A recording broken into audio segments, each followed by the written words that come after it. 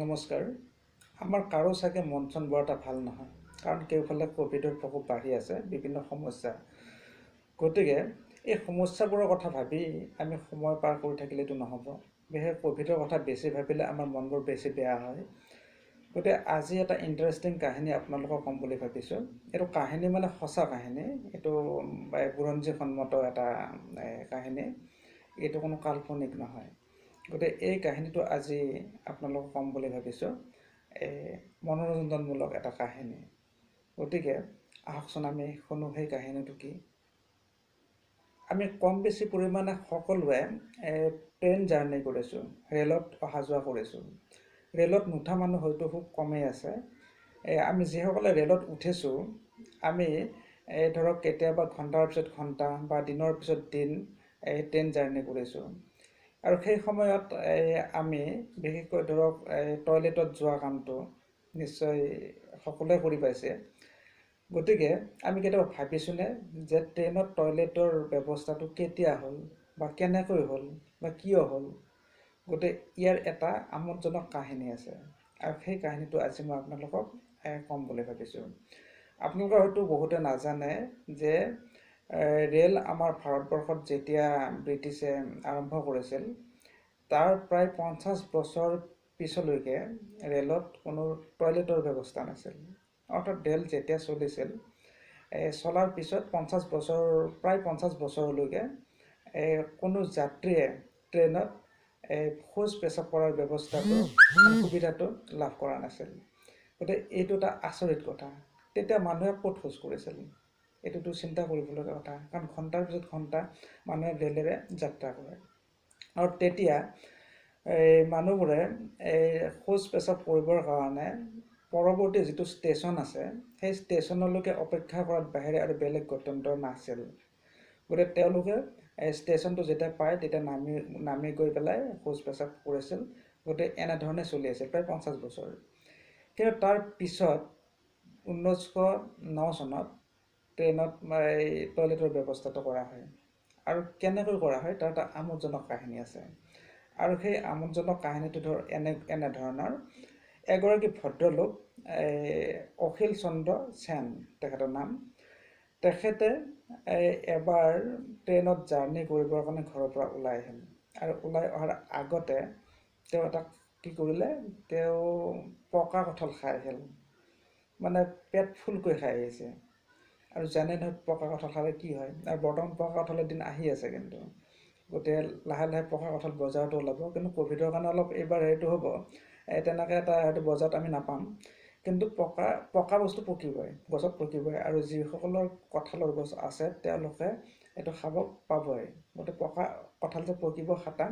আৰু এই পকা কঁঠাল আমাৰ কাৰণে এটা আশীৰ্বাদ স্বৰূপ হৈ পৰিছে, বিশেষকৈ ভাৰতীয় ৰেলৰ ইতিহাসত।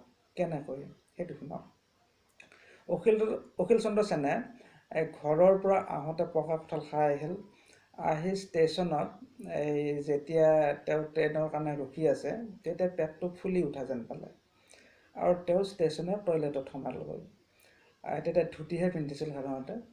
গতিকে টয়লেটত সোমাল। সেই সময়তে ট্ৰেইনখন ষ্টেচন পালেহি। আৰু ট্ৰেইনখনে উকি বজাই ষ্টেচন এৰিলে। এইফালে অখিল চন্দ্ৰ সেনৰ শৌচ কৰা হোৱা নাই। গতিকে তেওঁ খৰধৰকৈ ওলাই আহিল।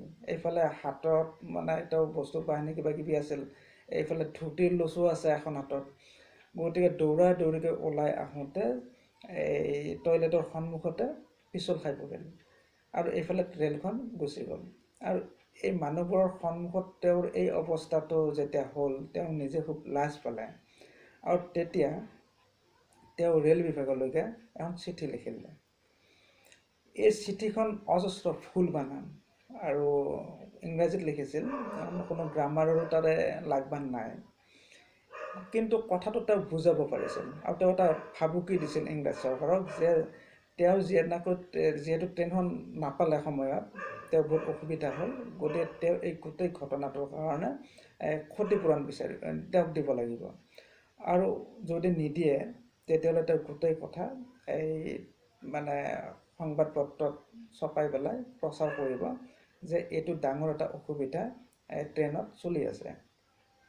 আৰু এই চিঠিখন ব্ৰিটিছৰ ওপৰ মহলত ওপৰ মহলৰ হাতত পৰিব, ওপৰৰ বিষয়াসকলৰ হাতত। তেতিয়া তেওঁলোকে এই চিঠিখন পঢ়ি আমোদো পালে আৰু লগতে গুৰুত্ব সহকাৰে ল'লে। আজি যিহেতু আমি এই চিঠিখন হাতেৰে চাই পেলাই দিলোঁ হয়, কিন্তু ব্ৰিটিছে সেইটো নকৰিলে।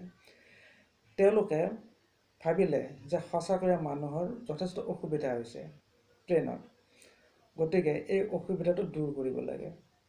তাকে ভাবি পেলাই ব্ৰিটিছে 1909 চনত প্ৰত্যেক ৰেলতে, প্ৰত্যেক ডবাতে এই বাথৰুমৰ ব্যৱস্থা কৰিলে, শৌচালয়ৰ ব্যৱস্থা কৰিলে।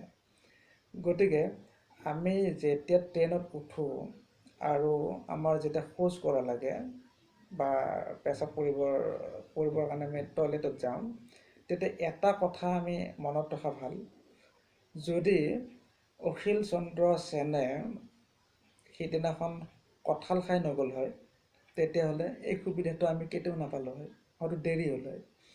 আৰু যদি তেওঁ চিঠিখন নিলিখিলে হয়, কঁঠাল খালে বাৰু ঠিকেই হ'ল, পেটো ফুলিল, ট্ৰেইনো এৰিলে, নাপালে তেওঁ, কিন্তু যদি চিঠিখন নিলিখিলে হয় ভুলে শুদ্ধই, তেতিয়াও হয়তো আমি এই সুবিধাটো বহুত দেৰিকৈহে পালোঁ হয়।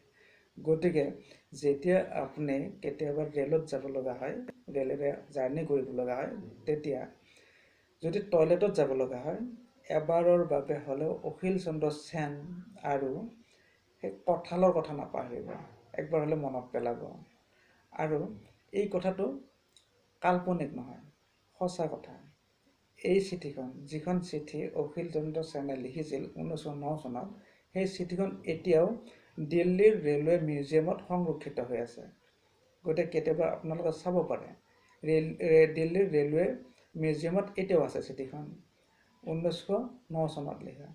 গতিকে আমি পকা কঁঠাল আৰু অখিল চন্দ্ৰ সেনক আমি ধন্যবাদ দিবই লাগিব আমাৰ ৰেলৱেৰ এই সুবিধাটোৰ কাৰণে।